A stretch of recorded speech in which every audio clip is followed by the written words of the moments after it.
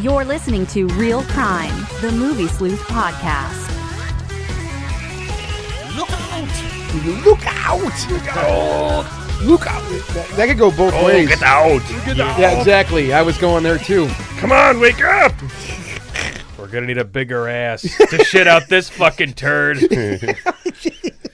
And so it begins. Oh, God. Who will we diddle today? I forgot that the four of us in the same room. It's bad. It's bad. But it's great, and I die laughing, and my sides hurt by the end of Spank the me. I've been bad. Hey, you're not allowed to do that anymore. show. I know personally, I'm like totally. I'm gonna have two bad shows in a row because I know the last show is. To anybody that listened to the last show, yeah, I sucked. No, it was fine. It was thankfully, totally fine. Thankfully, my friend Keith was here from Florida to kind of pick up the slack. But yeah, that was rough. And this week, I'm sober. I'm drinking coffee, shitty gas station coffee. But you coffee finally got nonetheless. help. Yeah, I got. There was an intervention after the show last or 2 Mondays ago or whatever. It went like this. Scott, we have to have an intervention. I'm like, All three of us. Take your We clothes called off. A&E and Yeah. Scott, bend over. We're gonna have to fucking. Scott agreed to be part of a documentary about addiction. Yes. It's called Ass Diction. I was gonna say Chris has an addiction too. I'm fucking. What are we doing today? Yeah, so we're on episode 67 of Real Crime. Yeah, 67. Thank you. 'Cause I'm here. Somebody didn't do the fancy teleprompter thing. Two more episodes and then it gets real. Yep. So, We gotta bang out like 3 episodes this week so we can just get there. He said bang out. Bang out. Bang it Yeah. out, yo. With your wang out. This is episode 67. You're right, Chris. And you look pretty good. Yeah. You look all right. I just got to watch CGI superheroes beat the shit out of each other for 2 hours. But yeah, and I know you were fighting earlier. instead of 2 hours and 40 minutes. Yeah. What the fuck, man? Right? Yeah, they cut a lot out. You Holy can crap. tell. So they You learned can their tell. lesson from the last movie. Yes, they did. What do we have in the news this week, Chris? So, in the news, well, first we got Andrew's back. The lovely Andrew is here. Say hi, Andrew. Take a bow. No one can see it. Blake is here. Sweet Blake. What up, bitches? Sweet Blake. Sweet And Blake. Scott is here, of course. I'm Kiss drinking my- pineapple juice just for you, Scott. Aw. I thought it was cranberry juice. No, it's pineapple juice. Oh, okay. What is it, your period? And Oh, what you got your PhD? On your fucking period. Thanks, Blake. I appreciate All it. right. Look at your Cranberry fucking juice. shine box. all right. Let's rein this in, folks. Okay, sorry. All right, go ahead. So in the news this week, Hollywood is basically imploding as we What keep the exposing pedophiles, sexual harassment. Yeah. I mean, it's going just deeper and deeper and deeper. And today it came out, or And last that's night really it came out. part of the problem. Yeah. Last night it came out that Tom Sizemore molested an 11-year-old on the set of a movie in what Born Killers. Not Natural Born Killers, but Born another film Killers. called Born Killers. 2003, right? Yeah, and her parents dropped the charges, but years later, the daughter's suing Tom and her parents. That guy is just a mess. Done. Yep. And then, of course, Louis C.K., his Oh, film what the I fuck? Love You, Daddy is doomed. Yeah, it's basically, it's been completely pulled from distribution. And as Andrew enlightened me today, And it's been selling for, I think, up to $400 on eBay for Yeah. one of those screener discs, which is illegal. You can't do that. it's illegal. but- Yeah. And whoever is selling that disc on eBay, if they track them down, that is a federal crime. Yeah. So if you're that asshole, I would probably take that off of eBay right now. Yeah, yeah. Because they are all watermarked. They're watermarked. Yeah. So I have a feeling eventually someone else will pick it up, or Yeah. it'll get dumped online. it'll get dumped online. Give it 6 months. And then the Weinstein Company is filing for bankruptcy now. Shocking. That fast. That fast. They're filing for bankruptcy, and they are selling Paddington 2 to whatever company will buy it because it was like their last huge budget production they did. $5 right now, $5 out for the a door. talking bear. My God. I hope nobody molested that bear. Well, Wind River, Put a didn't the digital director ding take dong up its face. the Weinstein logo off of the Blu-ray, and all the money's going to some women's organization? I'm not quite sure. Yep. This is like, I mean, I think it's an obvious statement, but this is like really like watching a train wreck happen, like literally in front of our faces. And if I may say so, this is all really bad shit. I mean, this is deplorable what we're hearing about. Yeah. However, some of this, I think we're all kind of, I mean, there's no way this is like this type of news is shit you just can't get away from, right? You're just going to hear about it whether you like it or not. And the floodgates are open now. Yeah. Once the Weinstein thing happened, it just kind of, the doors went wide open. And now it's just all just dumping out everywhere. But it's a long time coming. Oh, yeah. Like, how did they think that this was going to stay in the closet? No pun intended, Kevin Spacey, forever. Rim shot. It's kind of been this way since the beginning. Rim job. Go ahead, Andrew. Oh, since the very beginning. I mean, if you've seen that documentary, Girl 27, about this woman who was raped at the back lot of one of Hal Roach's parties, and Louis B. Mayer was involved in this as well. It's been going on since day one, so I think it's just sort of been accepted as the norm for a long time. And I mean, but this is blowing up to the point now where, I mean, don't get me wrong, I'm happy to see people get what they got coming. This is ridiculous behavior. It's disgusting. I mean, there's a million things you can throw at that. However, what I'm noticing now, and I don't want to go down the rabbit hole on this, but too far, is that this is becoming, a social and political issue now. I mean, and I've been hearing a lot of discussion. I listen to a lot of podcasts, and this topic's coming up a lot. And what's happening now is I'm noticing is it seems, because I've been hearing discussions like, you remember when we were younger, like people talk like when we were younger, we'd hit on girls, we'd flirt with them, we'd do these things, You would play what they call grab ass. Grab ass, yeah. There was, and it happened to me, I mean, both ways. Like I got my ass grabbed, I grabbed it, but I'm wondering now, like what's considered like abuse, sexual assault, basically, right? So it's raising a lot of, I mean, it's interesting discussion, but it's also very scary. Like, what's considered what now, right? Mm-hmm. There's no gray area anymore. It's become more and more black and white. Well, I read an article yesterday. Maybe it should. I read an article yesterday. It said it's bad right now, but in the long run, it's going to be good because there's like an awakening that's going on in our brains where now the actual like socio norms are going to change because of this. So here's a good example. I'll keep it very brief, but this just happened to me like in the last couple of weeks at work, right? You ran into Kevin Spacey? Yeah, I ran into Kevin Spacey, and he dragged me into a closet. No. I was getting coffee, and one of the ladies I work with, very nice lady, really cool. We talk all the time. And she came by, and I'm like, man, does it feel like it's hot in here? It felt like the building was really warm. And she's like, well, actually, I thought it was kind of cool. I'm like, it's because you're a chick, Right. Right? And I didn't think anything of it. I got my coffee, went back to my desk, and sat down. And then my gears started grinding. Yeah. I'm like, oh my God, what did I just say to that girl? So I actually went as far as to go back to her desk and say, hey, I made a comment to you a few minutes ago. I'm sorry. And I'm sorry if I offended you. I'm really sorry. I didn't mean for it to come out that way. And she's like, well, no, I didn't think anything of it, Scott. We've known each other for years. I'm like, well, yeah, but I'm fucking freaking out now. Right. Yeah, because you just don't know. You don't know what's going to be, because it's so, you don't know who you're going to offend anymore, right? I'm not saying that that's necessarily a bad thing. People should be more sensitive to people like that. But I mean, like a comment like that. Well, I don't even think it was really a matter of, if I would have said, well, females tend to be a little bit more sensitive to cold and hot than guys are. But I said, hey, you're a chick. Right. Which I guess is more of a slang thing. I don't know, right? But that's at least my mindset now is like I'm getting more paranoid, and I'm just one guy, right? So yeah, interesting stuff. Even further down the rabbit hole, House of Cards is in total shambles now. They're trying to figure out what to do with season 6 because Spacey has been completely removed.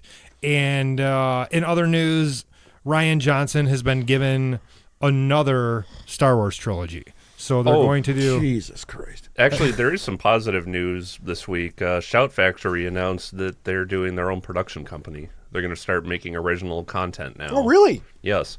Shout Studios, I believe it is. And in addition to acquiring pre-existing works, they're they're looking to generate new content now in addition to distributing films on DVD and Blu-ray. Cool.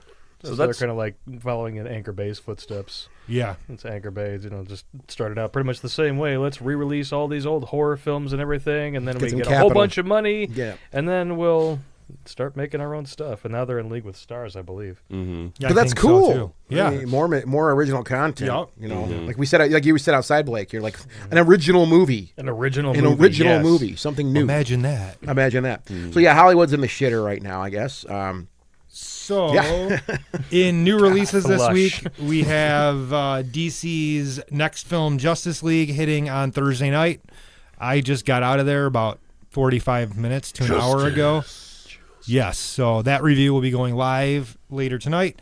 Andrew is seeing The Man Who Invented Christmas. That comes out pretty soon. Is that this week that it comes out? I think so. I'm not sure. Okay.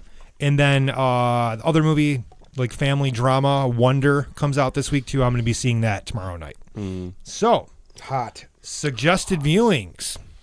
I'm just going to spout mine out here really quick. It's a movie called Mayhem, starring Stephen Yeun and Samara Weaving from The Babysitter. And it's basically the Belko experiment on meth. It's amazing. It's fucking amazing. Really? Yeah, it's that same thing, stuck in an office building and everybody goes crazy and the blood flows from beginning to end. So that's my suggested viewing. Andrew? Did we talk about The Lure the last time that I was out here? No, we did not. That's my recommendation. I've already watched that film like 4 or 5 times now since I got the Blu-ray. It's this Polish fantasy horror musical take on The Little Mermaid, and not the Disney film, the original Hans Christian Andersen story. And it's set in, I think, early 80s Poland. I'm not quite sure what time period it takes place in. It's the 80s for sure. And it's just this kind of otherworldly masterpiece that's both pure imagination and also really dives headlong into many budding fears about adolescent sexuality, particularly from a female perspective. The musical numbers in it, never seen a musical quite like this one before. Visually, the effects are stunning. The performances are great. I can't recommend it enough. It's great. Blake. I basically work myself half to death, so everything that I see is usually old and on Netflix, but the best film that I have seen in months is still James Wan's Death Sentence from 2007. Hell yes. That is a remarkable movie that has stuck with me like none other. Like I find it creeping into my consciousness just like at random times, like, damn, that movie's fucking good. Yes, it really is. And it was very unfairly panned, I think, just because it came out in such close proximity to Saw. Mm-hmm. And at that point, the sequels were just being dumped into theaters year after year, and people were just getting sick of it and kind of holding him responsible for it, I think. Death Sentence. Death Sentence, fantastic movie. It's on Netflix streaming. If you haven't seen it yet, thank you. Check it out. I needed some homework. It's a hard watch. It's like Death Watch or Death Wish, but like almost more brutal. Mm-hmm. There is no camp factor. I love at all. Death Wish. Yeah, I love Death Wish too. And I remember that film got lost in the shuffle when it came out. Yeah, even when I worked at Blockbuster Video, they didn't stock many copies of it. But I was still recommending it to people who came up with Saw, like, hey, is there another movie that you can recommend? Well, I haven't seen you sick this, fuck. but... Let's see what we can find for you. Yeah. Death Wish. If you want to feel truly bad about your life, watch this. Watch this. All right, Scott, what's yours this week? Unfortunately, I've been watching my beard grow, and that's it. Okay. I'm sorry. I've been really off. I've been out of It's the quite loop here. magnificent. Yeah, thank you. He's going to grow one to match his balls. Yeah. So you've been watching porn, basically. I'm 42 years old, man. There's no hair on my balls anymore. It's all gone, dude. Scott's suggested viewing this week is anything starring Ron Jeremy. He's going to get a Merkin toupee for his nutsack. Anything with pubic hair. Yes. Oh, God, guys. Gee, just pile on, will you? Just glue it all to Andy's we will. face. I got a bunch of things on my back burner I have to sit down and watch, so I'll be more... Wrinkly taint. Oh, God. I'll be more active on this remark. topic next week, probably. Sorry, I total slack. So this week we were talking about one of the most famous directors ever, Steven Spielberg. Mm-hmm. Dun, dun, dun. Dun, dun, dun. I thought you were going to say Troy Duffy. No. He keeps coming up. Troy Duffy. We talked about him last time. Did we talk about him? Yeah, me and you did. Yeah. On the show? Well, we kind of mentioned him. Was it like the last show? Because I don't remember anything from that show. Yeah, we talked a bit about. Yeah. We saw that documentary overnight, right? Yes. Fucking. I want to hurt that guy. What? I mean, really? I mean, not okay. Now, hey, there's a rabbit. Let's go The get guy it. who made No. Fuck the guy him. Who, Fuck the guy Troy who made Duffy. that documentary was one of the Spacey accusers recently. Yeah. They interviewed him on TV. He fucked him too. No, but he Yes. but he did grab him, and he said the guy was not a big guy because Tony Montana. That was actually the guy's name too. The filmmaker's name is Tony Montana. Yeah, Antonio Montana. And Say hello to my little friend. Oh, no, wait. I'm a Cuban I refugee. take it back. so we're getting off topic. Yeah. Fuck you, Mike. Spielberg. Spielberg. Let's start talking about our favorite Spielberg. Jewish director. Spielberg. All right, so I He's mean, a Give me all Jewish your princess. spiel. Jesus Christ. Okay, sorry. I should have been drunk for this one. This Yeah. is, I mean, like, I've been all over this shit. I mean, yeah. What do you say? Steven Spielberg. We could do this podcast for hours and not cover everything. Oh yeah, Yeah, I know. And I think I'm fairly certain we're just going to more or less just scrape a little bit here. It's all you Scrape can the do. surface. He invented the summer blockbuster.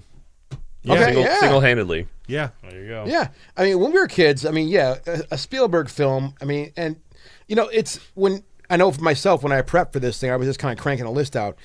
I mean, I already knew this stuff instinctively, but when you look at it on paper, you're like, Jesus, this guy just never missed for like there was a. And we're going to get to that. There's a block where he just didn't miss. Everything he was a part of was just, they were massive. They were just the most, and it wasn't just movies. It was just video games. I mean, the marketing, it was a fucking money pit. It was insane, dude. Well, he doesn't really do it as much anymore, but he created the event movie. Yeah. You know, the big blockbuster movie that everybody would go see. Well, yeah, I mean, and one of the, I mean, related but not related, I know we're going to talk about E.T., there was an actual whole documentary, I saw it on Netflix, about the E.T. Atari game. You guys remember that? Oh, yeah. Oh, yes. Okay. By Zach Penn. Yeah. Yeah, and that's, I mean, you're talking about, and that's part of the whole package with Steve. I mean, that was one of those things. Now, I don't think it ended with the best results, but it's like, well, the movie's coming out here, we got to get this thing to market, right around the same time. So these people had to rush the job. So, I mean, it's just kind of another little piece of this whole universe of Steven Spielberg. Not they, one dude. Yeah, Yeah. that one dude guy. Yeah, that you saw the designed that documentary. game in 6 weeks. Six That's the weeks. thing. They gave Howard him no Scott time. It was like a Moore year's shot. worth. It was like a year's worth of work in 6 weeks. The guy had to bang out. They built an office.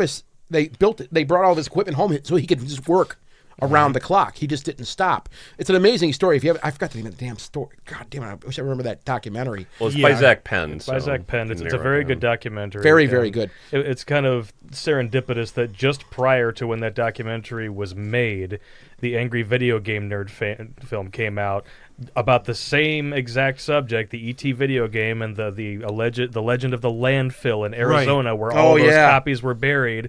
And in the movie, of course, the copies were actually there as part of a fictional script. And then less than a year after wrapping principal photography, they unearthed all of that Atari shit from that landfill. Yeah, that was an crazy. incredible documentary. Yeah. Also, Bits of those from the landfill were actually on display at the Henry Ford Museum. Really? Yeah, there was a Really? little section for electronic stuff. They had a Atari video game system. They had a Laserdisc of the Road Warrior. Wow. Lots of cool relics like that. And they even had the sand and dirt that they were unearthed in Here's dirt. Plexiglass. it's still cool. So though. speaking of dirt, All right. so speaking of dirt and dust, Yeah. where did his first movie take place? Duel, his television movie. Yeah. It ended in a landfill, did it not?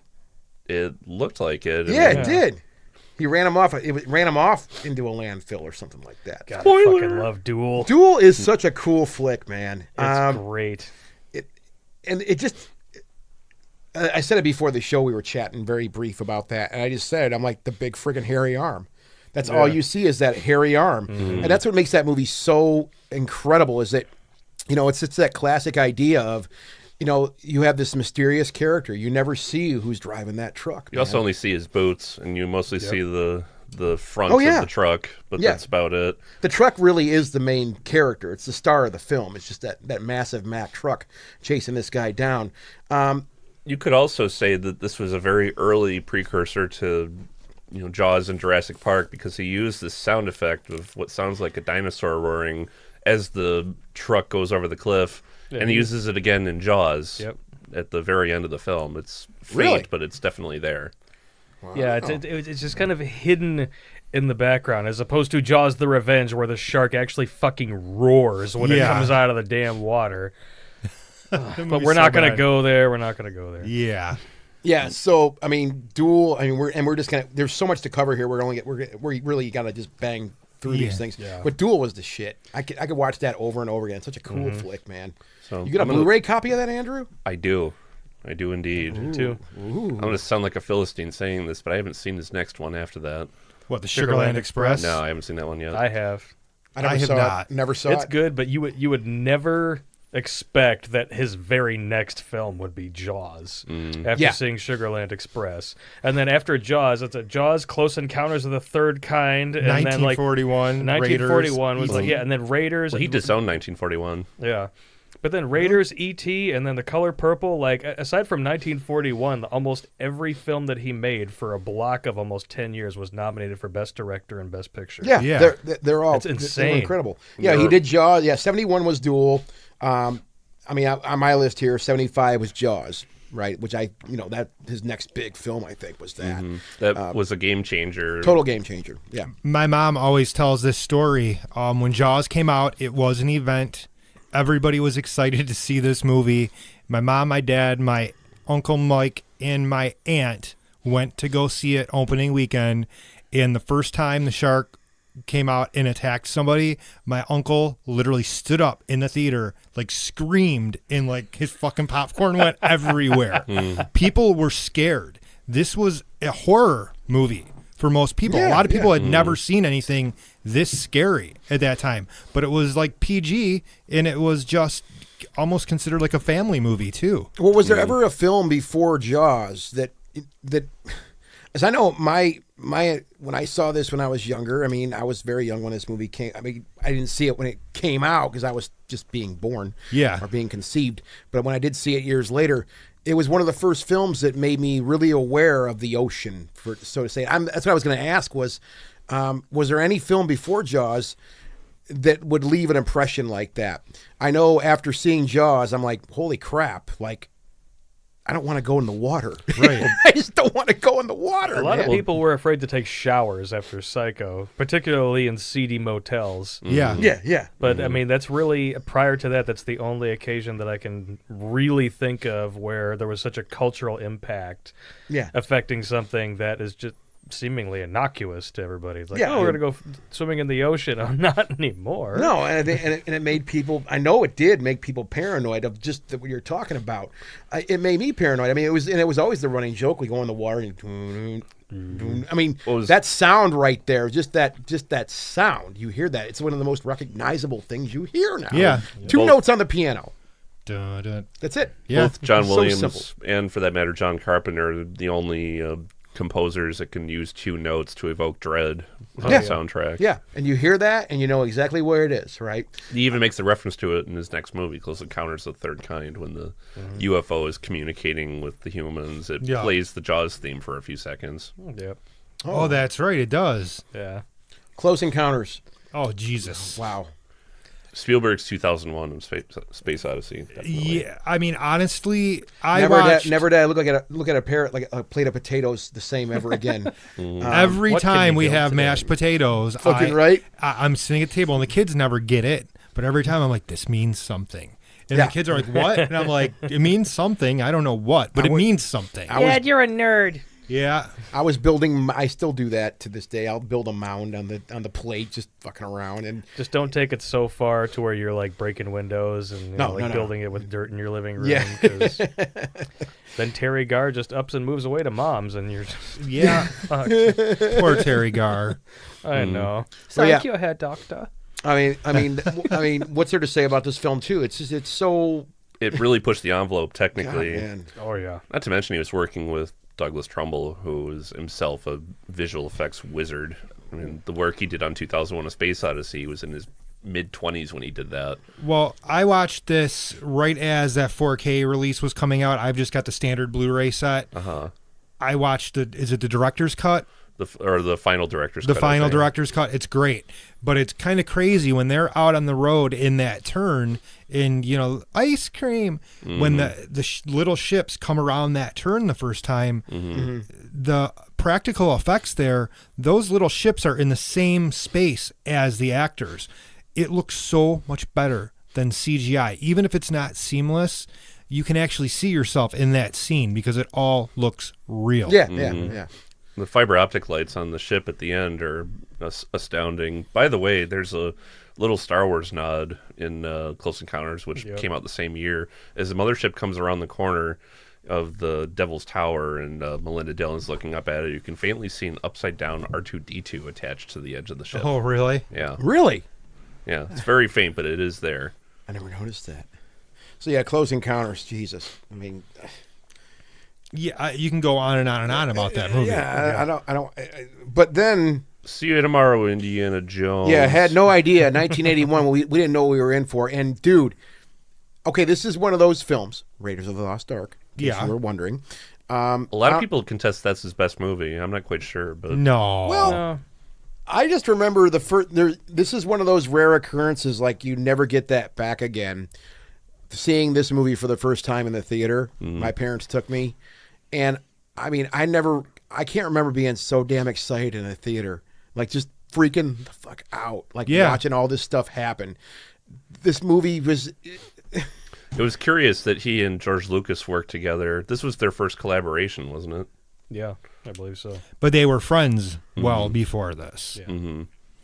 So they were able to really put their heads together and make it part swashbuckler, like Star Wars, and part Spielberg action picture. There's so many things about this film that evoke such imagination. You're getting into biblical ideas. You're getting into these massive ideas. Where do we come from? And it asks a lot of questions. And as a young kid, I didn't think about any of that stuff. But now I look back on that film and go, my God, there was just so many things being asked. There were so many things being covered in this film. And the sense of humor is very Spielberg. oh, it's also. beautiful. Oh yeah, it's hysterical. But and I'll mention the video game too for this one. This was one of those ones Designed by the same guy. Yeah. Who designed the E.T. game. Yeah. Yeah. And that game was very challenging, actually. Yeah, it's one of the few Atari games that you could actually beat. Yeah. Yeah. I mean, I've got the 2600 cartridge for it myself. yeah, so do I. I kept all those things, all those games. And that was one, you had to work on it. And it was like, I didn't remember a game up until that point where it was like, you just sit there and play Asteroids for 15 hours until the TV blew up. Or you play TV people. Well, you could beat, there was like Pitfall and shit. Yeah. We were just talking about this today, as a matter of fact, like, Activision games, like Pitfall, you could, 20 minutes. You had to last 20 minutes without getting killed, right? Losing all your guys. And if you won it, you take a picture of yourself next to the TV set, and then you mail it to Activision, and then they mail you back a patch. Like, you rule it Pitfall or whatever, right? So you actually could beat that, but 20 minutes, whatever. Like this game, the Raiders of the Lost Ark game, was very epic. It was an epic game. I can't remember anything being that epic as far as games were concerned, and it tied right in with the film. What, fucker? What are you doing? Me and just nothing. But there is a point to this. We were making googly eyes at each other. Well, you guys can Should we make leave out. you guys alone? Yeah, me and Blake can with talk. Kevin You guys can go in the Spacey? other room. I like his eyebrows. Jar of Thousand Island dressing. Yes. Just all over you guys. So anyway, Yeah. the humor was very characteristic in all of Spielberg's films. There were just certain traits that you could pick up on movies that Yeah. are considered ones that he didn't direct, but he very clearly had a hand in. Which brings us to Poltergeist. Poltergeist. Well, there's going back to Raiders really quick. There was the humor was great. There were images though that we saw in Raiders that, I mean, the whole Ark of the Covenant thing when it was unveiled. Yeah. The snake pit. The snake pit, that made me that was another thing that just blew my mind. But that whole sequence with the Ark of the Covenant, when they finally open it and all these things happen, those visuals were just stunning. They were absolutely stunning. They are. And then when you see what happens to all these people, which was just practical effects, it was fucking flashlights. Yep. That's one of the old, that we hear about that now. You turn flashlights on, but The melting faces. it just, it freaked me out. For a young kid, that was disturbing Oh, yeah. to see that. That was really scary to watch, which does lead into Poltergeist, because that took a lot of those. I think that idea from Raiders of the Lost Ark and kind of put it on steroids through Poltergeist, because there was a lot of visions we see in Poltergeist. Oh my God. The scene where the dude starts peeling his own face Oh my off God. in the mirror is Oh my still God. just ghastly terrifying. You know whose hands those were, by the way, pulling off the face? Those were Spielberg's hands. Yeah. Yeah, I mean, you can actually kind of see now when you watch it the differentiation between the dude standing in front of the mirror and the hands. They don't look like they belong to the same person. No, it looks foreign, but But the effect is so chilling, and the lighting is perfect. I had a couple years after that movie came out, we moved to a new house, and my bedroom, I would look out the window and there was a big tree out in the backyard, and it cast a shadow. Ugh. And it just, all I could think of was fucking Poltergeist, because it was that It's got same a clown come out from under your fucking yeah, bed. yeah, exactly. That same massive tree that was back there that came, we don't need to go. We know the details. Yeah. So what was interesting about Poltergeist was it's technically his name's not on the directorial credit. Tobe Hooper of Texas Chainsaw is. Yeah. Why was that again, Blake? There was a Directors Guild stipulation or a strike of some kind that prohibited Spielberg from being able to put his name on it. But the cinematographer recently just flat out said in an interview, it was Spielberg's film. Like, Tobe Hooper would have ideas and everything, but he understood that it was Spielberg's project. And this was the same year as E.T., so there was probably a conflict of interest. Probably. Well, and the funny thing is, when you watch E.T., it's like the same neighborhood, basically. A lot of the editing cues and stuff are exactly the same. The music from all of those movies in that era, it could all be moved around between movies. And you'd be like, oh yeah, that's a score from a Spielberg movie, no matter what. But yeah, E.T., like, we showed our kids E.T. Well, Bethany and Connor had seen it, but we just showed it to Matilda and Lucy probably 3 or 4 months ago. And the cool thing about it was, even being 30 years old, 35 years old, had the exact same effect on my kids now that watch YouTube videos and all this CGI crap. It had the exact same emotional effect on them as it did as when we watched it when we were kids. Holds up, man. Which is really cool. Like, they got really sad when E.T.'s down in the ravine, all fucking gross and white and shit, you know. It's a masterpiece. Yeah, it really is. It is a masterpiece. It's a heartbreaker. And E.T. was one of the films, I saw it plenty of times, but I shied away from it. Seeing it when I was young and over the years has always been the one. I think I love the movie. It is a masterpiece. I've always shied away from it because the emotional weight of that film, it's crushing, and I just can't put myself through that all the time. One thing that's really sly about the film is that it's actually kind of a biblical allegory, the way it functions. He comes down from the heavens, he performs miracles, he gets his followers, he dies and is resurrected, like you see him coming out of the tomb, and he ascends back into the heavens again. And even the poster is the finger of God painting by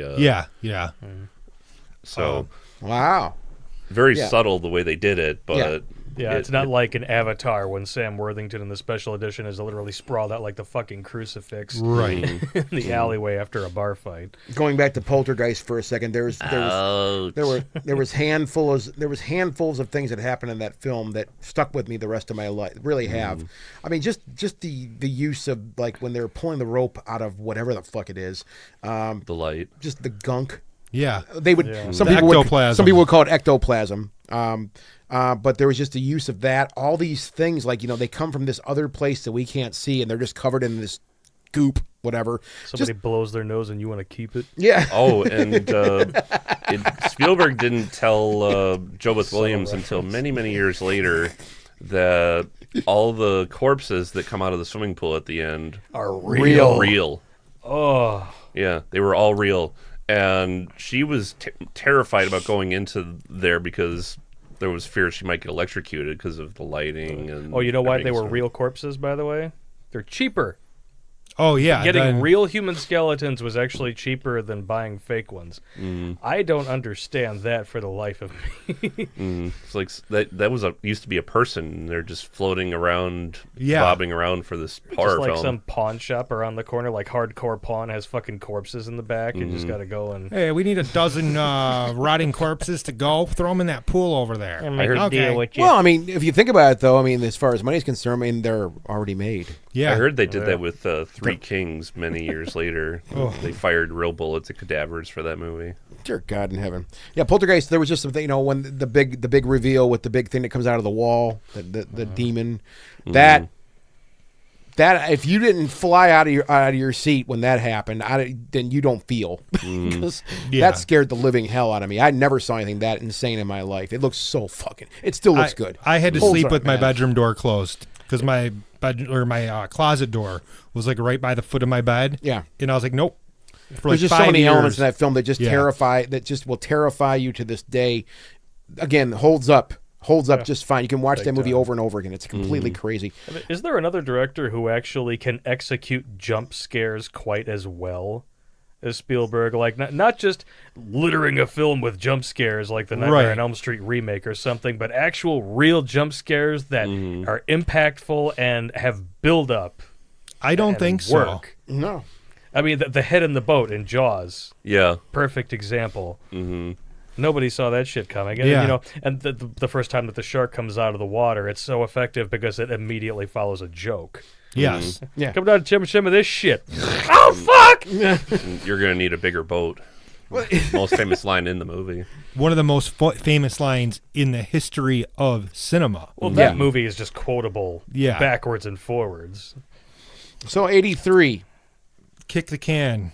Twilight Zone. The movie. Boy. I'm watching the original series right now, actually. I'm loving We got it. that box set at home. It's not a- Rod Serling was a genius. Yes. Too he bad is. the movie wasn't. It's All right. not a happy It time has for its moments. Yeah. It has its moments. So the best So- segments are the last two by Joe Dante and George Miller, Well, but of course, George Miller. The plane. but that movie was sunken by tragedy, and it not only destroyed the lives of 3 people, not Spielberg's segment, but John Landis' segment. Yeah. But Yeah. Spielberg's friendship with Landis didn't survive that film. They parted ways afterward, and Spielberg was supposed to direct. What's the name of it? The Monsters Are Due at Maple Street. He was supposed to do that, but I would have loved to have seen a Spielberg adaptation of that. and it was pretty close to happening. But when tragedy struck, his heart wasn't in it anymore, so he directed Kick the Can instead, which I just watched last night, actually, the original episode. Yeah. Yeah.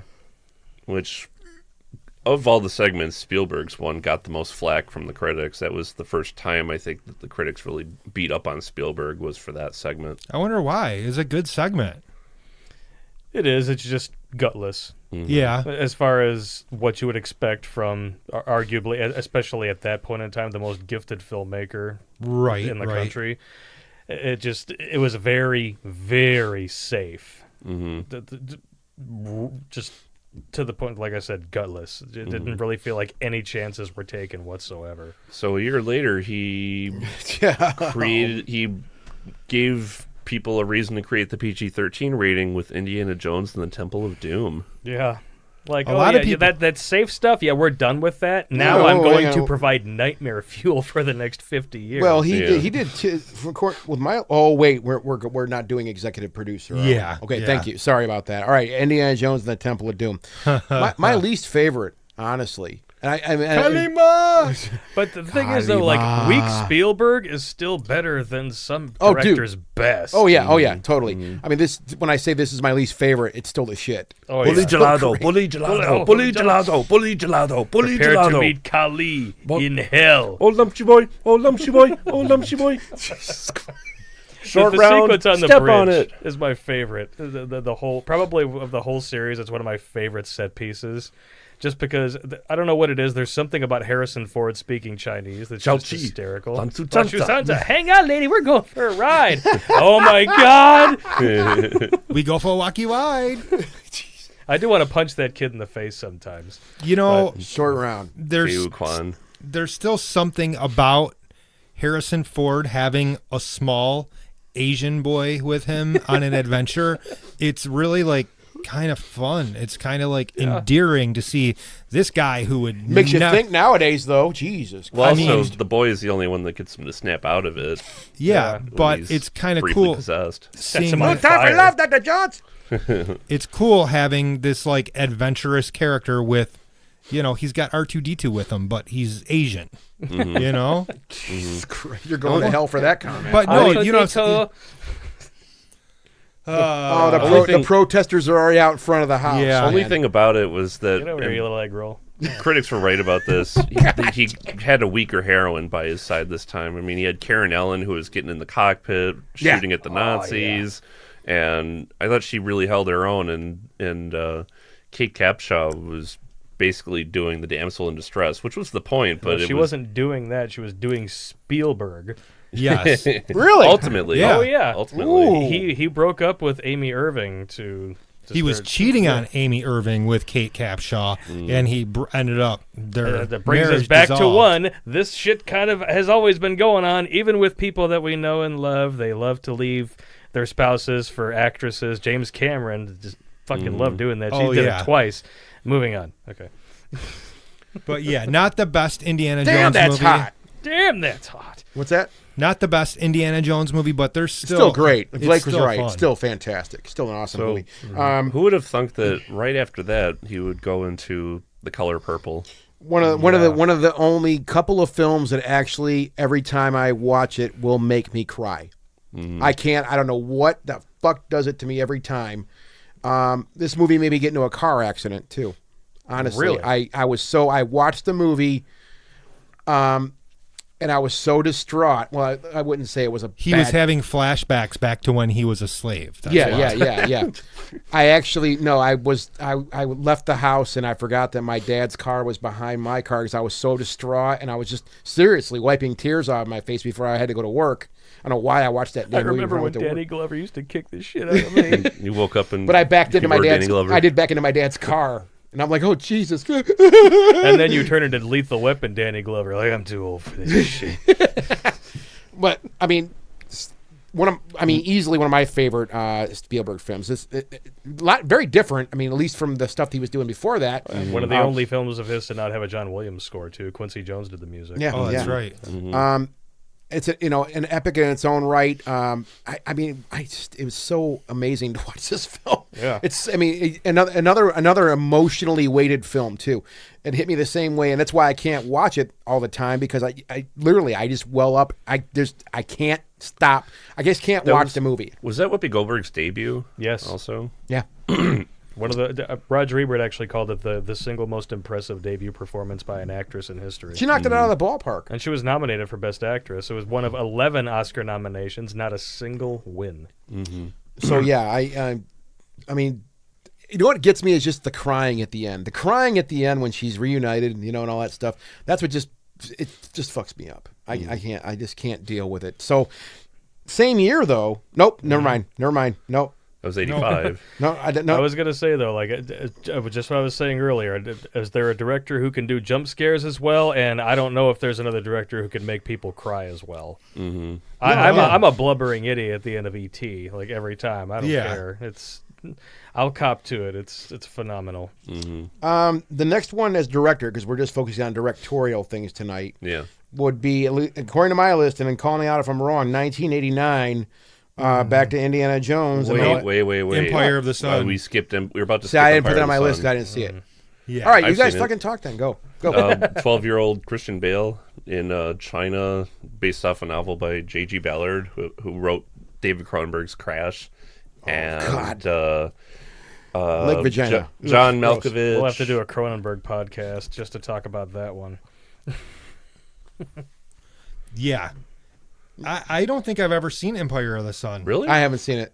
It's got a very unknown at the time Ben Stiller in it, and Really? basically it's a concentration camp movie where this British family that's living in China, China's overthrown by the Japanese, and everyone's rounded up into concentration camps, and it's about his ordeal.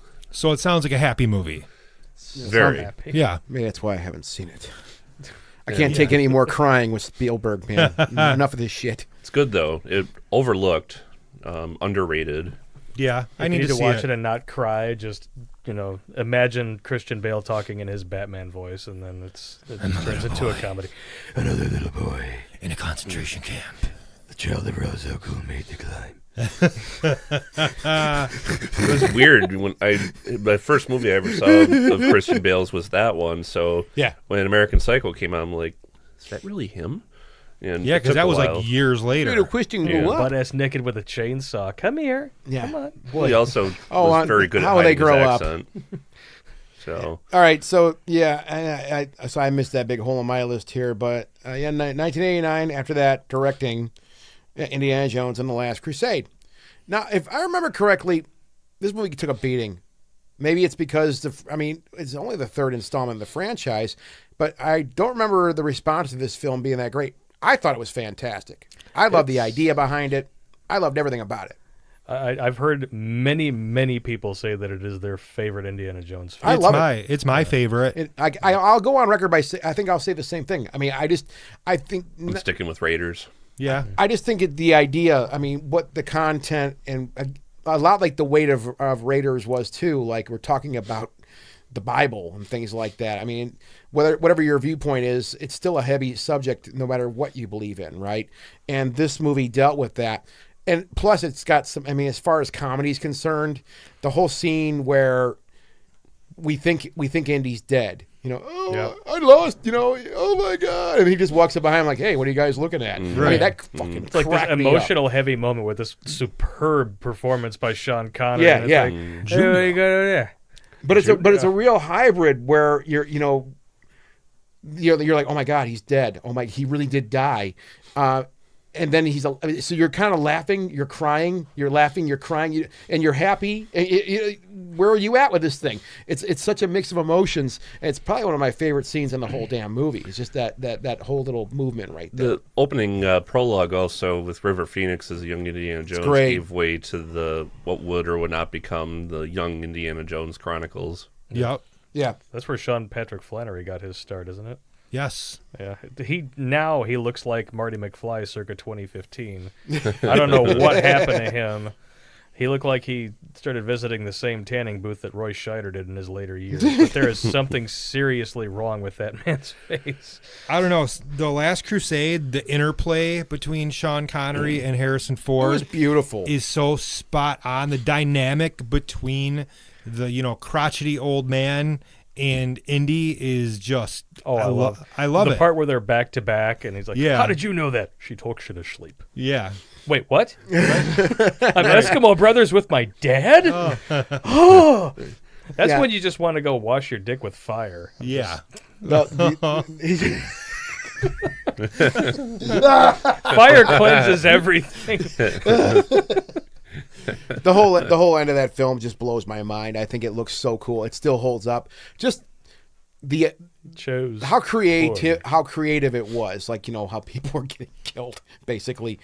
I don't think anybody saw anything like that at the time. It just looks so cool. And again, the emotional weight of the film, the subject matter.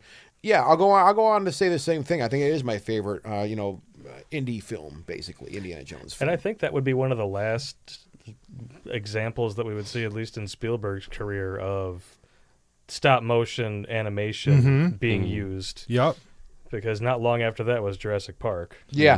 And Yeah, Schindler's List the same year. I mean, you want to talk about a red letter year for a filmmaker in his career. 1993 is it for Spielberg. Yeah, Jurassic Park. I never go move ahead. quickly along past Hook and Always. Yeah. Sweep those under the rug. Yeah. Goodbye. Bye-bye. I never really got on I've seen Jurassic Park. I never really got on the wagon of like, oh my God. Some people were just blown away by that film, and it was a really great film. Don't get me wrong, but I saw that when I was 10 years old. Yeah. It was when I was doing the USA Today Junior Movie Critic thing. It was the first graduated movie I high school that reviewed. year. And they sent me all this pretty cool swag, a T-shirt, a book, and the CD soundtrack. And that was also the first DTS surround sound movie in theaters, so it was very, very loud. Every time the T-Rex took a step, it was like an earthquake happening in the theater. You could hear it in the lobby. Just buying a ticket for another movie, you hear that damn T-Rex stomping around. I mean the quick Beautiful movie. advancement of CGI work in this is like remarkable. How quickly along that came to where they could do fully computer generated dinosaurs and the raptors. Holy shit. They also still used a lot of practical effects. Yeah. Stan Winston's, practical puppets to have the actors in shot with them, like when the T-Rex puts its head up against the Sam Neill and the actress who plays Lex. Things like that just made it very photorealistic. Yeah, and those effects really do still hold up, and I think it's because they kind of take a page out of Jeff Goldblum's character's mantra in the film. Is that like, well, we can do this. Should we? We definitely shouldn't do it a lot. Right. Because if we fuck this up, then the entire movie's going to capsize. Yeah. But man, it holds up. Yeah. Really, really Well, and It those does look really kids, good. those kids in that movie, that's another thing. Spielberg, directs the shit out of kids. he directs the shit out of kids. He can draw an excellent performance out of kids that have never acted really before. Like Henry Thomas in Henry E.T. Thomas in E.T. is still arguably the best performance Yeah, given by a little he had never boy, really like, acted before. ever. That was basically it. But yeah, that is one thing that dude can do. Schindler's List. Schindler's Fist. Up your ass. The same year as Jurassic Park. Another emotional. Again, that weight. His first R-rated movie. And the first movie he ever attempted to direct without storyboards. Wow, Really? really? Yep. That was his first James Kaminsky collaboration too, wasn't it? Yep. The first of many, many, many, many, many. And black and white, first black and white film. Most of it in black and white. Powerful movie. Years back when all that ratings drama was happening over Poltergeist, Gremlins, and Indiana Jones and the Temple of Doom, should it be PG? Should it be R? He said on the record, I don't make R-rated movies, I make PG films. Well, that changed with Schindler's List, with his very first one. Yeah. Oh, yeah. There was no getting away from that. No. That content was... It's still one of the hardest films there is to watch. It's almost hard to talk about it because what do you say about Schindler's List other than everything about the movie is great, everything about the movie is brutal. This was like Liam Neeson's breakout role, correct? This was when he became a star, and he's so fucking good Yeah, he's great. in this Great in movie. this movie.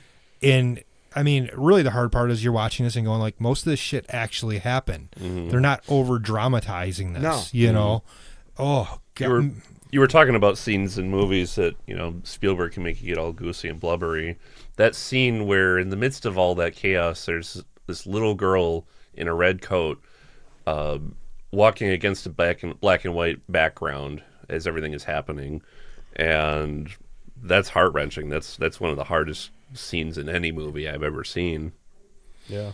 And just the scene toward the end when Oscar is there and all of a sudden he starts to think, if I had sold this, I could have saved one more. If I had done this, I could have saved Jesus. one more. Yeah. Oh. And then you get the real survivors putting rocks on Schindler's gravestone at the very end of it. Oh, man. Yeah. It's another reminder. If you don't of the cry at reality. that part, you don't have a soul. Yeah, it's just, you don't feel. Or you're a Nazi war criminal. It's one of the two. Yeah, one of the two. Yeah. There's not really much playroom outside of that, I don't think. Moving forward, though, because I'm really getting bummed out here. Yeah. The Lost World. That's what I got on my list. Is there something I may have missed? though? Arguably the single most violent PG-13 film I've ever seen. Yeah. Yeah, it's pretty damn brutal. The scene when they're walking through those really tall reeds and the raptors just start picking them off one at a time is fucking terrifying and violent as hell. The scene that still gets me is when two T-Rexes use a man as a wishbone and literally pull him apart. In shot, too. Like, it doesn't cut away. Spielberg's always been one that really gets away with a lot of pretty hard violence in his movies. Like, the other directors without his cloud wouldn't. See, I've only ever seen this movie, I think, one saw it once. time in the theater. I was never big into Jurassic Park, anyways. Maybe I should be, but I know I saw this once, and great. I mean, they look fantastic. They're great. I don't know what. I just wasn't sold on them. I decided to jump the shark in the third act. I stand by that. Yeah, when they pull the King Kong act and they bring the... Yeah. It's very much Steven Spielberg's Godzilla. Yeah. He even has Japanese people running away from it, and that drew a lot of laughter from the crowd. Godzilla, no, Jurassic Park. Oh, Jurassic Park, no. Oh, and the guy who gets eaten by the T-Rex when he runs up into the video store window, that's screenwriter David Koepp making a cameo as a victim. The next one I have on my list here, at least, was Saving Private Ryan. Oh. Amistad was before this. I didn't see that. I didn't see that. Yeah, Amistad didn't do well when it came out, but I think that people were still kind of like, Spielberg had just made a really heavy movie with Schindler's List, and this came out just a couple years later. Mm-hmm. But yeah, this did not do well at the box office, but it did win. Djimon Hounsou, he won an Oscar for this, didn't he? Well, he was nominated. So. He was nominated. And Spielberg was nominated for director, was nominated for Best Picture. Okay. Mm-hmm. So it was pretty highly acclaimed, but it was definitely not a commercial success. It's not a commercial. It's not a movie that you can market. Mm-hmm. It's like, oh, we're going to tell the real story of slavery that you don't really hear about in the history books, and you may or may not like it. Yeah. Mm-hmm. Mm-hmm. All right. Shaving Ryan's Privates. Saving Private Ryan. Yeah, I know. There's a million names. Completely changed the face forever of all combat and war movies. Oh, and combat absolutely. sequences. Now everything is shot high shutter speed, desaturated. I don't know what it was dropping. like. There was. It's not even frame dropping. It's just that high shutter speed, because normally when you shoot film of any kind, your shutter speed is usually double your frame rate. It provides a very pleasing look of motion blur. Mm-hmm. But if you were to shoot 24 frames per second with a shutter speed of 250th, of a second, then you get that really crisp, but it looks fine, jittery as people are running and stuff like that. Mm-hmm. One director who really kind of latched onto that aesthetic and ran away with it was Ridley Scott. Mm-hmm. Because when I think of Ridley Scott movies, especially in like the early 2000s, I just think of dirt skipping through the air like a like a ballet. Black Hawk Down and Gladiator. I just think of flying dirt, and I guess I can thank Spielberg for that. Mm-hmm. But yeah, I mean, Saving Private Ryan. This movie made me nauseous. Actually, the first 20 minutes of the film, not because of the gore. Just because of what we're talking about, how jittery it was, how fast it moved. And I remember when we saw it in the theater, we were like right in the front row. So I was just immersed in this. And I remember I actually did get nauseous. It ties your stomach in knots, either regardless, whether you're responding to the motion or you're responding to the emotion. Yeah. Mm-hmm. Because it's a grueling film. It's not one that you pop in just, hey, I feel like watching Saving Private Ryan. I feel like being entertained. If it had been any other director, it would have gotten NC-17 easily. The violence in it is so explicit and so extreme and very, very unflinching. The one scene, there was the German they actually let go. Yeah. My country is a deep, my country. He's just there singing the whole goofy scene. But he shows up later in the film, and there's that whole fight sequence. And my friend who was with me actually knew German, like semi-fluently. Yeah. And the guy, he just starts to sink the knife into his chest. Slowly. So like butter. Making eye contact. But he's speaking German to him, and my friend actually said, you know what he's saying? Like after the movies, that scene, I'm like, oh my God, I can't get that out of my fucking head. That's just so hard that was hard to watch. He's like, you know what he was saying to him? I'm like, well, what? He's like, well, I translated it roughly. What he was saying was like, just let go. It's easier that way. Just let go. It's easier that way. Just let go. It's easier that way. He just was repeating that to him in German. That right there is one of the most disturbing things I think I've ever seen in film. I mean, we've seen all these horrible trash, all this trash we talked about on this show. That cut right there, that one cut.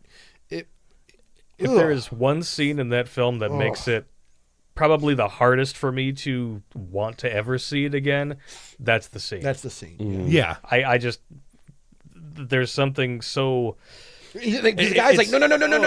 It's filmed very detached. You're watching it, but then it cuts into just that medium close-up, and it just holds it, and you feel like you're just watching somebody get murdered in cold blood before your very eyes. Yeah. In a way that really, it's so visceral that it ties your stomach in knots, and all you can do is just breathe a sigh of relief when it's over. Yeah. So yeah, I mean, but brilliant movie. But and it's an interesting idea though too, because we talked about that with a couple of these films on this list. Schindler's List is the same way. I've only seen that movie a handful of times. Yeah. I've watched The Color Purple more, but I don't want to watch it again. And the same thing goes for Saving Private Ryan. I've probably only seen it like 2 or 3 times, not because I think I love them. I love these movies. They're some of my favorites, but I can't deal with the emotional and how disturbing some of this stuff really is. It's just too much for me. It burns you out, I think. They were showing veterans the movie, and some veterans were saying the only thing missing was the smell of the gun smoke. Otherwise, they were transported back in time to that beach in Normandy. That's how realistic it was. Yeah. Well, it really that whole first 20 minutes really showed you the meat that they were just fucking. A lot of these people were nothing but. Because there's a small buildup. These guys are all talking on the boat. You're like, oh yeah, these guys are going to be going and getting off the boat and go walk around and see what's going on. Most it's all of cool. them get killed before they can even get off the boat. Yeah, the gunfire comes in and they just get vaporized, literally fucking vaporized. People that were just animated and talking a couple seconds before that, and that's really what I know. I know at that moment I'm like, okay, what the hell are we watching here? It hurts. Yeah, this is tough to watch. So. Yeah, I this bet movie, the Academy's really second-guessing their decision to give Best Picture to Shakespeare in Love now. Yeah. Well, that was Miramax. Yeah, it was. Which is... And Gwyneth Weinstein's Paltrow winning little- Best Actress, and now she's coming out and talking about all of her fun shenanigans getting that role. So, is it too late to go back and just kind of put these things where they belong? Stick around.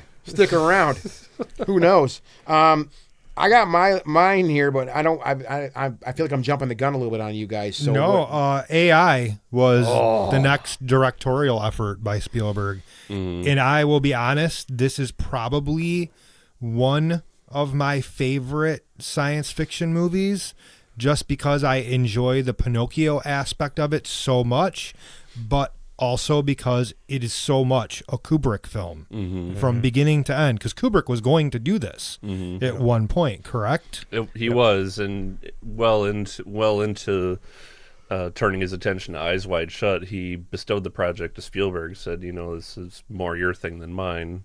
And they were friends for a long time anyway, so...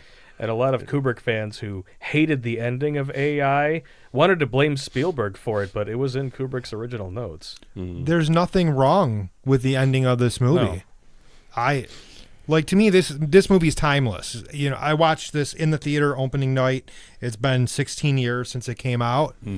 It's a brilliant film, and the visual elements in this movie are just phenomenal. And you hate that mom. Every time I watch this movie, I just want to grab her by the throat and fucking kill her. Seriously. Because she's a horrible person. She's a horrible person. It's one of those Spielberg films that has moments that's hard to watch, but it's definitely eminently more rewatchable than a lot of his harder films like Schindler's List. And I love Jude Law in this movie, too. Oh, Jude Law was so great. He was so good in this. Joe, right? Was William his Hurt. character's name Joe? William Hurt is the Gigolo head Joe, creator. that's it. Yeah. all right. What? Minority Report. Yes. I never saw that. Damn it. What? Talk about I know. great science fiction back-to-back. I'm an AI idiot. and Minority Report. Yeah, dude. Minority Report kicks so much ass. I just rewatched it recently. A lot of ass. Yeah.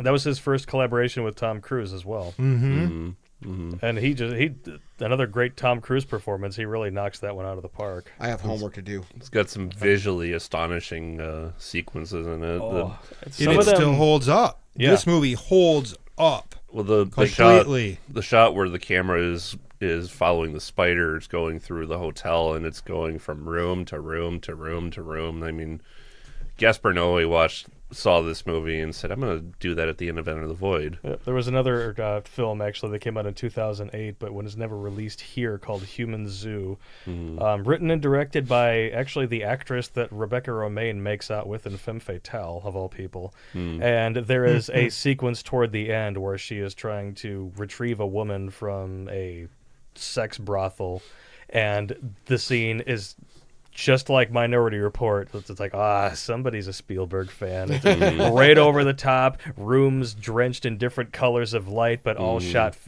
bird's eye view, looking down at it. And the way the camera rotates when it switches rooms. I mean, it's technically really brilliant stuff. And the action in this movie is very like tasteful, the way it's shot. And just all the exterior shots with the vehicles and all that. Like, it's just, I love this movie. And I think we have to mention, in addition to having a really technically savvy and brilliant shot, going over all those rooms and everything like that, then you just have shots that are just awe-inspiring in their simplicity. The scene where, right toward the very end, when Tom Cruise is holding Samantha Morton up in the lobby, and Spielberg just dollies the camera around, and you see him looking in one direction, her in another. They're both lit with different hues of light. It's that moment, you just have to stop and just go. It was Siskel and Ebert's pick for best film of the year when it came out. Deservedly so. It's kind of crazy as we're talking about this more and more. You actually start to get a grasp on the fact that Spielberg has done it all. He's done drama. He's done historical pieces. He's done science fiction. He's done horror. He's done everything. And almost every time, other than a couple, he can nail it. Yeah. Every single time. Has he ever done a Western? No. No. I don't think so. I would like to see a Spielberg Western. Yeah. I don't see anything on my list, at least, that resembles it. Wait, well, no. Unless you count being exec producer on Back to the Future Part 3. Or executive producer in True Grit. Oh, there you go. Yeah. There you go. Producer of Cowboys American and Tail, Aliens. Five Will Goes Wait, West. Cowboys and Aliens. Come on, he was executive producer on Cowboys and Aliens. Remember? Oh, yeah, he was. And Steven Spielberg presents The Flintstones. Oh, Jesus. Oh, remember that? They named it movies. Spielrock? But he did. But to answer your question, he did touch on that stuff. Maybe not as a director, but as a producer. I still maintain if Spielberg wants to, go to his grave having done it all, he needs to make a Western. I want to see it. So they kind of glossed over the fact that Saving Private Ryan was when he opened up his DreamWorks company. Or am I mistaken? Was that Amistad that he opened up DreamWorks? Amistad. Amistad. It was his first Amistad. DreamWorks. Yeah, because I know Deep Impact came out the previous year, and that was a DreamWorks SKG production. Deep Impact is a piece of shit, but that's another discussion. I thought that was a Paramount picture. Well, maybe it was a DreamWorks co-production with... Yeah, DreamWorks and Paramount were butt buddies. So, next up was 2002's Catch Me If You Can. I revisited that one recently, and I love that movie. Super entertaining. You've seen this one, right, Scott? I saw Two it mice once. fell into a bucket of cream. One died. What are you going to do? And the other one, it crawled his ass out. They turned that fucking cream into butter. Christopher Walken's last Oscar nomination. Damn. I think just every movie needs to have a scene where Christopher Walken just gives a really fucking weird speech. A monologue. Like he does in The Rundown. Yeah. I feel like a little girl who just lost his first tooth, and then these fucking guys come in and they go into my pillow. They take my tooth. I want it back. Yeah.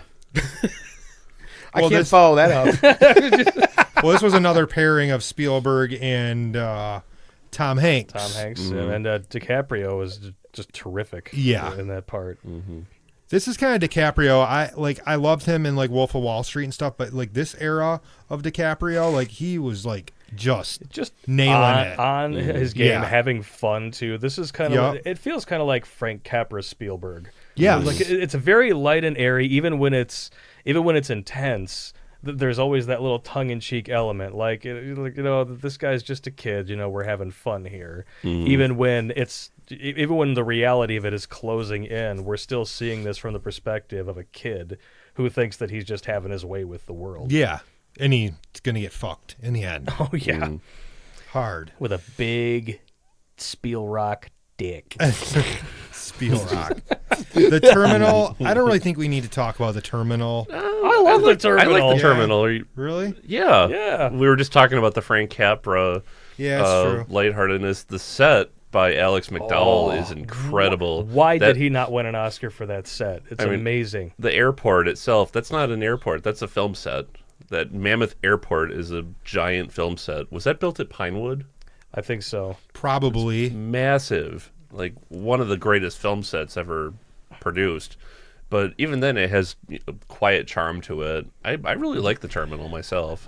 I think it's underrated. I've only ever seen it once. The single greatest achievement of that film is Tom Hanks's performance, simply because I never expected in a million years to buy Tom Hanks as a Russian.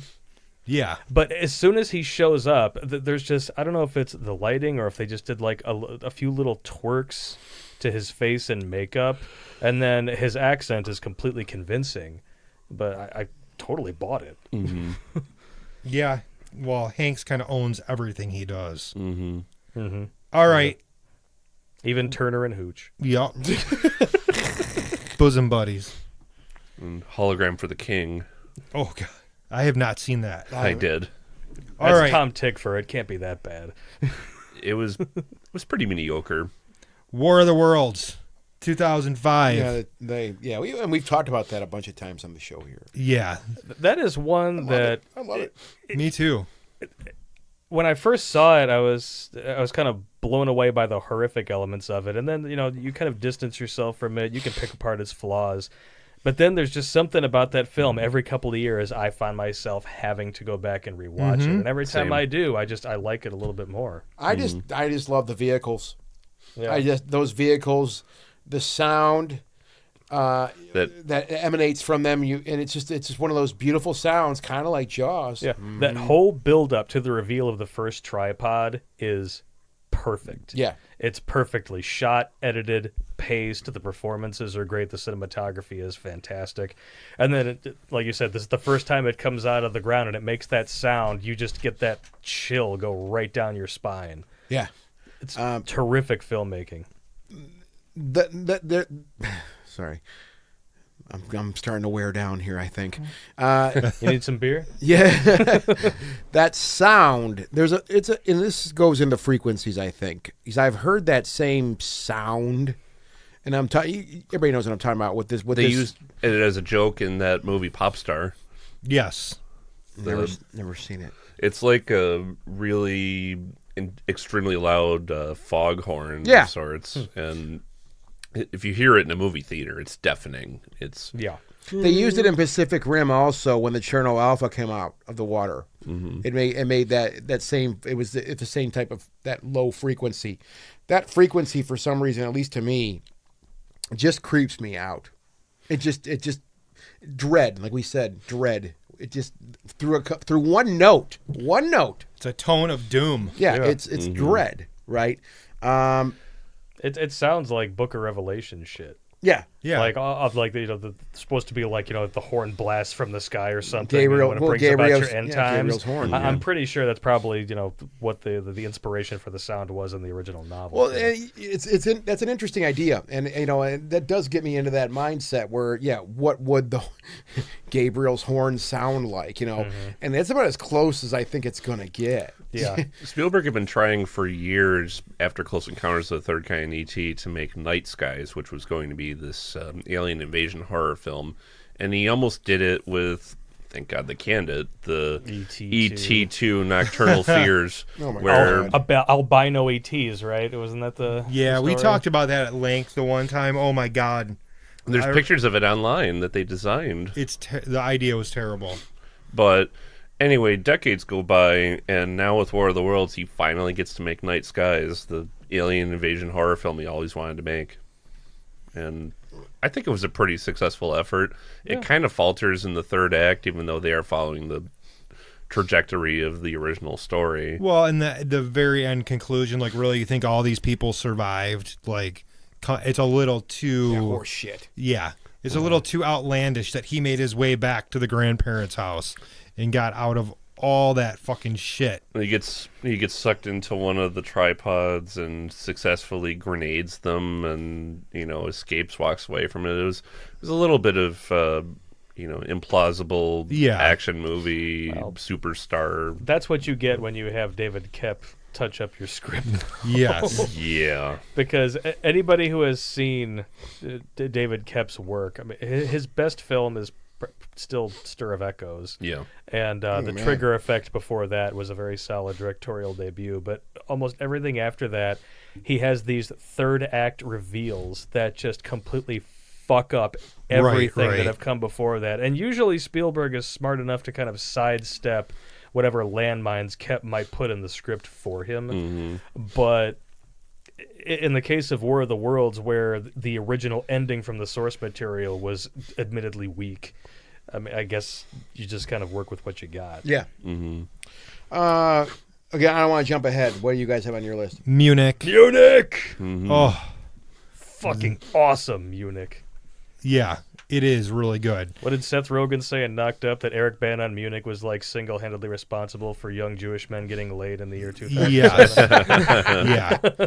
No, I mean, just the casting in this movie was brilliant. Some of the, action type sequences are great, and just that gritty feel of this entire movie is phenomenal. It really, really is. And just like Catch Me If You Can, it was a passion project that he kind of had to squeeze into his schedule for a year that already had another major release. Right. And you can kind of see it in the filmmaking, too, where Spielberg is employing zoom lenses, almost like a Lucio Fulci Italian horror film. Because you don't really see him use zoom lenses too often. No. What was that other film that he was working on? You said he packed this one in. What was the other film? War of the Worlds. Oh, yeah, They both come out in the Was same that, year. it was the same year? Yeah. Yeah. Okay, all right. Yep. So, I know we only got about 15 minutes left. So, Yeah. I know what we're going to say about the Crystal Skull. So, I'm They're actually, raping him! No! I'm actually an apologist. I like this movie. I know it has its problems, but it's still Indiana Jones to me. So, It has its moments, but where it begins to fall apart for me is when it really just... It's the sword fight on the fucking Jeeps in the CGI forest. yeah, and the monkeys. I don't know... Escaping a nuclear bomb and I getting could out even of the... forgive that because it still looked good. But He gets out of the fridge and looks at the mushroom cloud. and the thing is, it at least looks good, even if it's completely implausible bullshit. Kind of like falling out of an airplane on a raft and surviving in the fucking Andes Mountains Yes. or whatever the hell it is. That's just as implausible. Yeah. But the thing is, people could, not in a safe sense, fight on the backs of Jeeps, with swords and whatever the fuck, and it didn't have to look that fake. Yeah. I forget who the visual effects supervisor was on this one, but it wasn't his usual collaborator. It was not Dennis Murin. So whoever this guy was, please never give him another job. Well, for and the they love went- of Christ. And they overboard with the gophers and the fire ants and the monkeys and all that. Like, it's Shia piled LaBeouf on. swinging from the vines. Shia buttfuck. Yeah, I thought that that was kind of like when they paired up Justin Long with Bruce Willis for Live Free or Die Hard. Like, why? I was fine with Short Round, but why do we need to give him a teenage sidekick? Yeah. But- Why do we need to draw Karen Ellen out of retirement for this? And they get married at the end? What? Yeah. And also, the first three Indiana Jones movies are all about, the power of God and the mystery of religious relics. Yeah. And now we're just getting bad CGI aliens from the Area 51 video But game. see, I like the fact that it went aliens, because if you're going to believe all the crazy religious stuff that goes on, I can believe aliens too. It just seemed inconsistent, I guess. Yeah. It does and it doesn't, because there are, remnants of civilizations that have long since gone the way of the dodo bird, where there are cave drawings on walls and stuff that allude to spacemen coming Chariots down of the from Gods. sky, stuff Right. like that. So Yeah, a lot it kind of fits, but I get what you're saying. At the same token, it is the bastard redheaded stepchild. of the You Indiana can Jones. monkey wrench it into the franchise. You Yeah. really can. Loosely, because there's gazillions of theories on that Right. stuff, and there's always going to be a theory to fit All I gotta say is To glue that together, let's say. child's chariots of the gods, man. They practically own South America. I mean, they taught the Incans everything they know. Little Palmer bit from John Carpenter's A Thing. So after this was The Adventures of Tintin. Never saw that. Never saw I it. love Tintin. This is a great movie. It really is. really great. It's animated. It's CGI animation. His But, first one, right? yeah, but Yeah. it really gets back to like a little more of that adventurous Spielberg It from does. the 80s. It feels like 30 years ago Spielberg when you're watching it. There's a reinvigoration and a kind of a rejuvenation to his style. You could tell that the technology that was there, that it was exciting to him, and he really loved using it. Yeah, and I think he was in love with this character from his youth, and this was something that he wanted to do forever and could finally just do it and had the tools at his hands, at his disposal to do with it what he wanted to. Did Warhorse come out the same year? Yes, it did. How was that one? I didn't see that one. I didn't. Most people didn't see that one. This is probably one of his biggest flops. This movie did not do very well cinematically at all. But no, I've not seen it. You haven't seen it. Did you see it? Nope. Did Hell you see no. it? All right. So none of us saw Warhorse. No. Son of Fuck. a bitch. Damn. I did see some horse porn one time though. Does that count? Mr. Hands? Yeah, I watched that. I watched that documentary. Zoo. Oh, Zoo. Zoo. Oh, it's crazy. What are you gonna do? So next up was Lincoln. Wait, With- now have we? No, this is my going back to Zoo. What? This is my work call on that. We've talked about this. Zoo, speaking of Spielberg, Zoo uses the same score as Poltergeist. That's right. Really? Listen to it. That's I think I may have hilarious. said it on this show before, and I know I've posted it in some places Yeah.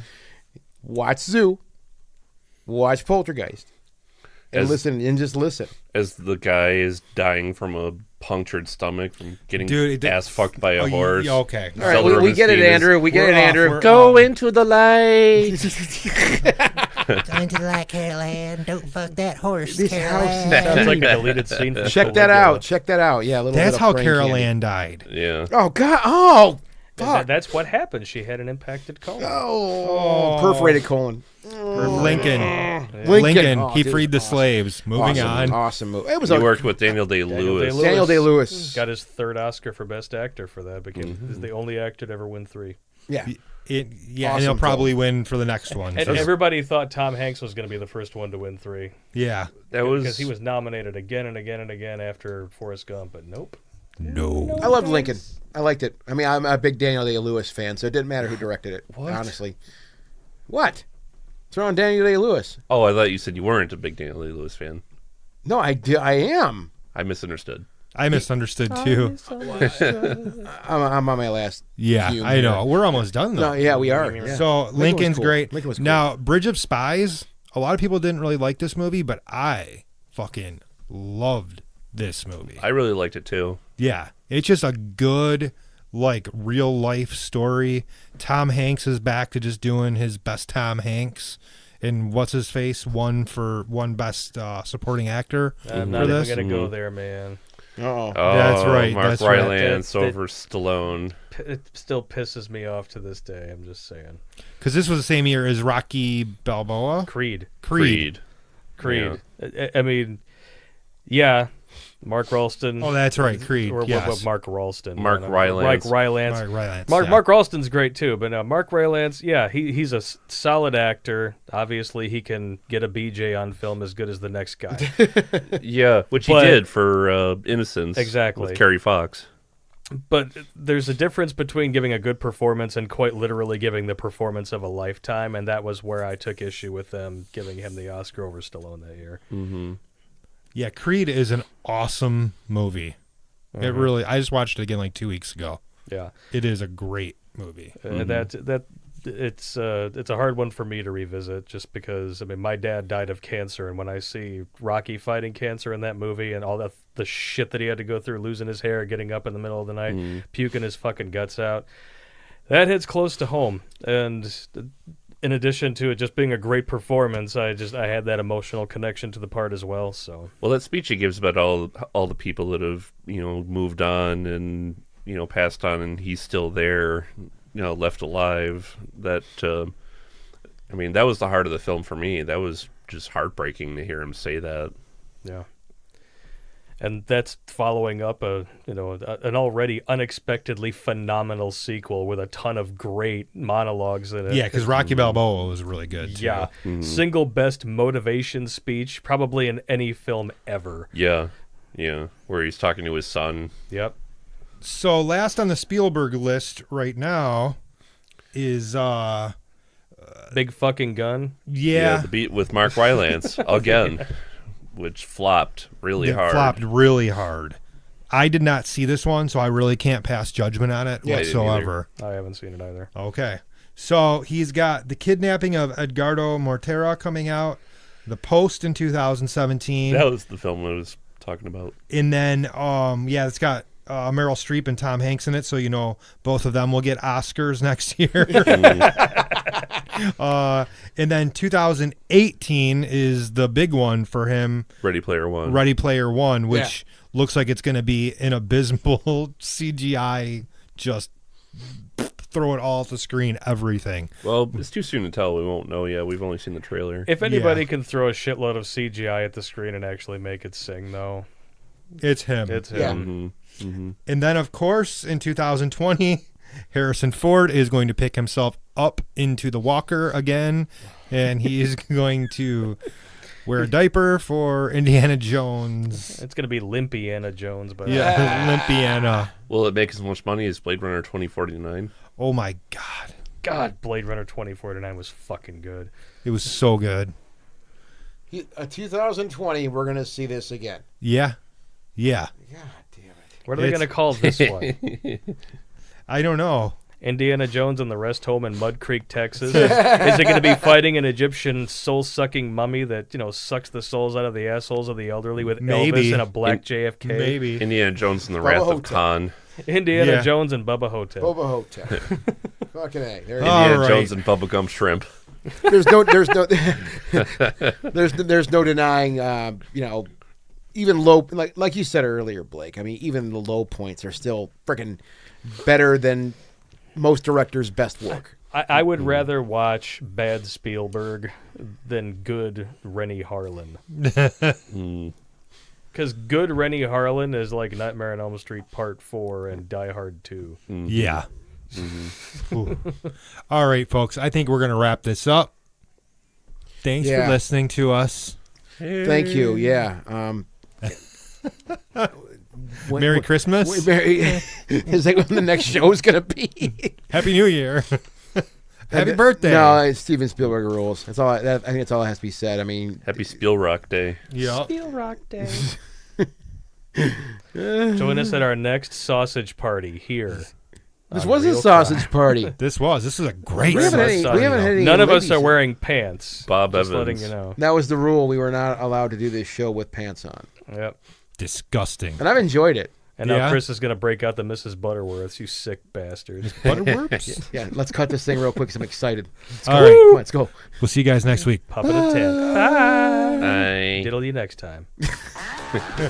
Visit us at www.themoviesleuth.com and find The Movie Sleuth on Facebook, YouTube, Twitter, and iTunes.